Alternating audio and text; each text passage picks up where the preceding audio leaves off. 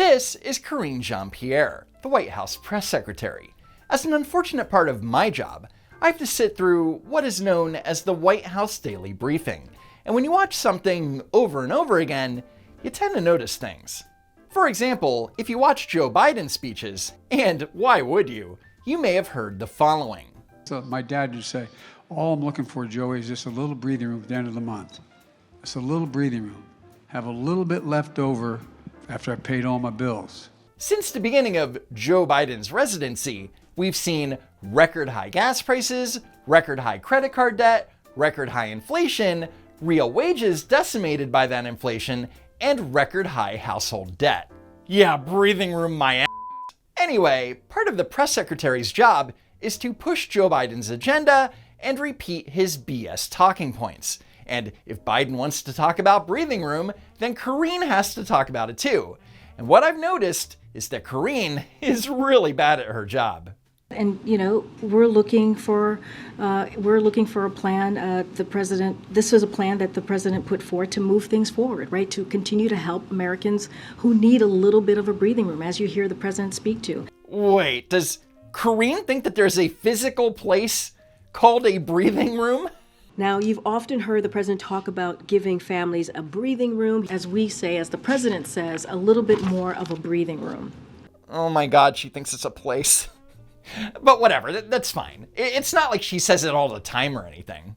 Giving the American people a little bit more of a breathing room. Giving American middle-class Americans a little bit of a breathing room. A little bit of a breathing room. A little bit more of a breathing room. The American people really, truly need a little bit of a breathing room. He wants to make sure that he's giving American families a little bit more of a breathing room. A little bit more of a breathing room.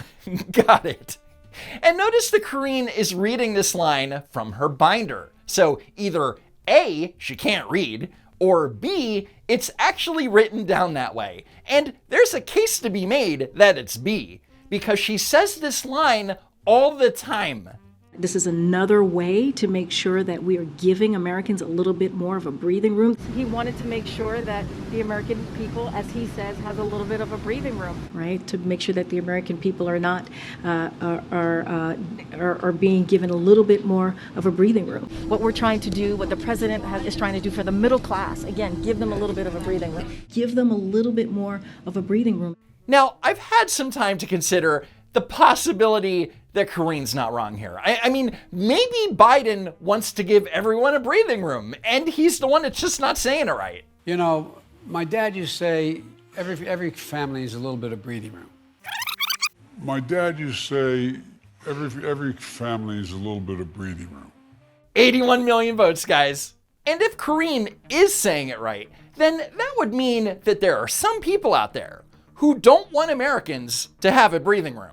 And the fact that you see folks out there in Republican states that are making it very hard for us to do that, for us to give a little bit of a breathing room. So not only do they want to take away your Social Security and Medicare, but now they're coming after your breathing rooms.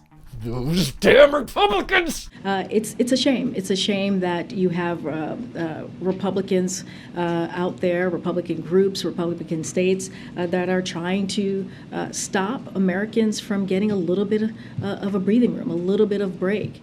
Exactly. Why would Republicans deny Americans a little bit of break? A little bit of break. Saltshaker on Twitter replied, "Make my breathing room a big one so I can share it with my friends. They don't have one either." Don't be greedy.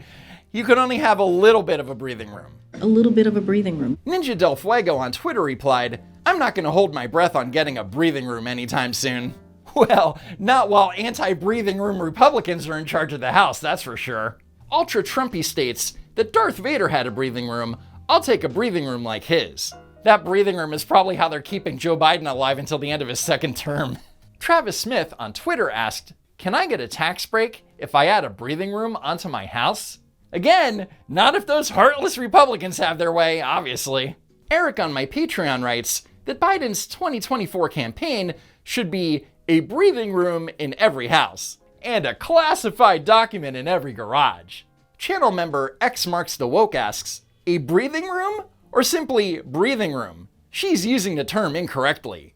You don't say. My friend Poofy asked, is a breathing room the same as a sniffing room? Ugh. Also, yes. This is part of giving people a little bit more of a breathing room. This, again, will give them a little bit more of a breathing room. And our agenda has been to make sure that the American people get a little bit breathing room. These actually don't sound that funny, one after another. Again, this is about giving relief, a little bit of breathing rooms. Whoa, whoa, whoa. So now it's breathing rooms? Plural? Really? Typical Democrat overpromise in an effort to buy votes. Again, 90% of these folks are making less than $75,000 who need a little bit more of a breathing room. Because equity or whatever. This program is going to give tens of millions of Americans across the country a little bit of a breathing room to help the American people, continue to give them a little bit of a breathing room. Okay. Enough of the little bit of breathing room crap. Let's ask Karine about Joe Biden's dismal polling numbers. As of the end of February, 538.com has Biden's approval rating at 43%, with a disapproval rating of 52.1%. And Biden's average approval rating hasn't been above 50% for the last year and a half. So how will it affect his chances in 2024? I'm not going to certainly give a hypothetical answer to potential polling, which as we know is a snapshot in time. What? It's a snapshot in time. Go ahead. Thank you. Where the president's communications are concerned, and I'm asking you because you work on his communications team and you're a professional communicator. There is obviously a variety of settings the president can employ. Set pieces, impromptu remarks, teleprompter, no teleprompter, etc., etc. Is it the view of the president's communications team that he is equally adept in all settings in terms of communications, or are there some that play to greater strengths, some where he probably isn't as strong, etc.? I will tell you this, the president is the best communicator that we have in the White House. Well, the best communicator in the White House certainly isn't Karine, who didn't even begin to answer James Rosen's question. But with that said, is Joe Biden the best communicator that the Democrats have? Well, here's a couple of recent highlights so you can judge for yourself. You don't have to pay more than $2,000 no matter how much your drug costs are. $2,000. I know how important this tunnel is, the commuter rail. But this tunnel is a major checkpoint for 9 million Amtrak and MARC commuter rail passengers who pass through it each and every year. We all saw what happened during the pandemic when chip factories shut down overseas. Today's automobiles need 3,000 chips, each of those automobiles. But American automobiles couldn't make enough cars because there weren't enough chips. We were told I wasn't going to be able to pass the Inflation Reduction Act or the chip. We passed them all. Car prices went up, people got laid off. So did everything from refrigerators to cell phones. More than half the women in my cabinet, more than half the people in my cabinet, more than half the women in my administration are women. I've taken more, as the vice president can tell you, more helicopter rides this last year and a half than you can imagine. This is going to have a major impact on the environment, what we're doing.